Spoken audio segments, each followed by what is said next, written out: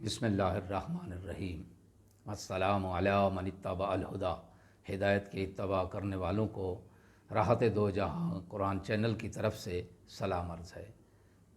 صاحبان ایمان، سامعین کرام، ہماری آج کی اس نشست میں جو ہمارا سبق ہے وہ سورہ بقرہ کی آیت نمبر 22 ہے۔ تو آئیے آغاز کرتے ہیں۔ بسم اللہ الرحمن الرحیم۔ الذی جعل لکم الارض فراشا والسماء بناء وانزل من السماء ماء فاخرج به من الثمرات رزقا لکم فلا تجعلوا للہ اندادا وانتم تعلمون۔ اس کا ترجمہ یہ ہے کہ جس نے تمہارے لیے زمین کو بچھونا اور آسمان کو چھت بنایا اور آسمان سے پانی برسایا، پھر اس سے تمہاری غذا کے لیے پھل پیدا کیے، پس تم جانتے بوجھتے ہوئے کسی کو اللہ کا مد مقابل نہ بناؤ۔ اس آیت میں استعمال ہونے والے کلمات میں سے دو کلمات کی تشریح یہ ہے کہ پہلا جو لفظ فراش یعنی فرش، بستر جس پر انسان آرام کرتا ہے، اس کو فرش یا فراش جیسے قرآن میں استعمال ہوا ہے وہ کہتے ہیں۔ دوسرا لفظ ہے انداد، یہ ند کی جمع یعنی ایسا مد مقابل اور ہمسر جو کسی کی ذات میں شریک ہو، اس کو ند، اس کی جمع ہے، اس کو ند کہتے ہیں اور اس کی جمع ہے انداد۔ اس آیت کی مختصر سی تفسیر یوں ہے کہ الذی جعل لکم الارض فراشا، جعل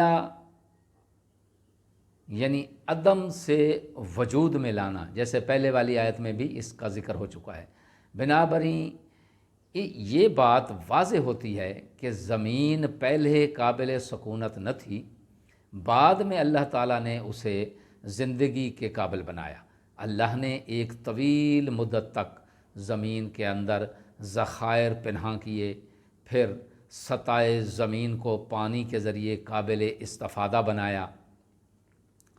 بچھونے کی تعبیر اختیار کرنے سے یہ اشارہ بھی ملتا ہے کہ اس میں آرام اور آسائش کے تمام وسائل فراہم ہیں۔ نہ تو اسے زیادہ سخت بنایا کہ دانہ اگ نہ سکے، اور نہ ہی اسے اتنا نرم بنایا کہ چیزیں اس میں دھنس جائیں، نہ اتنی چھوٹی بنائی کہ آکسیجن کے ذرات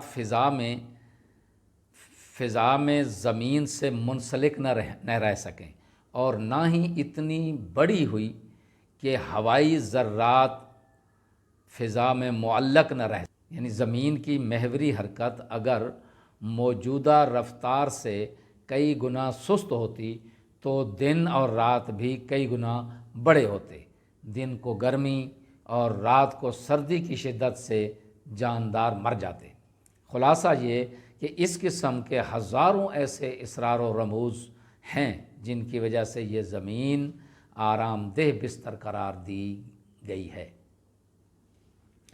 اس آیت میں جو نقطے بیان ہوئے ہیں، اہم نقطے بیان ہوئے ہیں، وہ دو ہی ہیں۔